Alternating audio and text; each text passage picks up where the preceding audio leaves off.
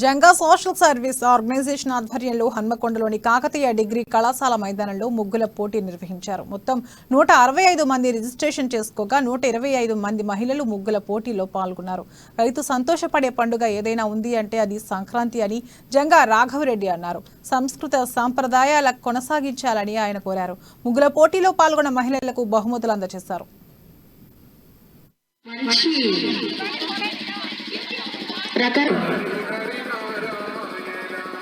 మళ్ళీ చెప్తున్నాను నేను, ప్లీజ్ ఒక్క రూపాయలు, మూడో బహుమతిగా 5,000 రూపాయలు. మరి మీరు వచ్చినందుకు ధన్యవాదాలు, కృతజ్ఞత చేస్తూ చందనక్క కూడా నుంచి వెళ్ళిపోవాలి.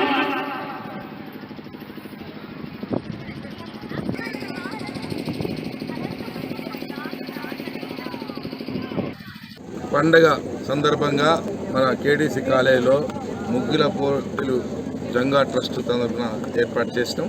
ఈ కార్యక్రమానికి విచ్చేసిన నా అక్కలకు, నా చెల్లెళ్లకు, నా ఆడపడుచులకు, ముఖ్యంగా తెలంగాణ బిడ్డలకు నిజంగా ఒక్కొక్కరు ఆశ్చర్యకరంగా మన తెలంగాణ సంస్కృతి, ముఖ్యంగా మన గ్రామ సంస్కృతి, రైతులు ఏ విధంగా కష్టపడతా ఉన్నారు, ఏ విధంగా పంట వచ్చిన తర్వాత ఇబ్బంది పడతా ఉన్నారు అన్న కాన్సెప్ట్ కూడా తీసుకున్నారు. గురినిలో మహిళ పాత్ర ఎంత అన్నది ఒక 10 మంది కాన్సెప్ట్ తీసుకున్నారు. అంటే ఒక్కొక్కరు ఒక్కొక్క రకంగా, ఒకరికి మించిన ఒకరు ఒక్కొక్క కాన్సెప్ట్ తీసుకొని మన భారతదేశ సంస్కృతి కులాలకు అతీతంగా, మతాలకు అతీతంగా, ఒక్కొక్క సెక్యులరిజం అంటే భారతదేశం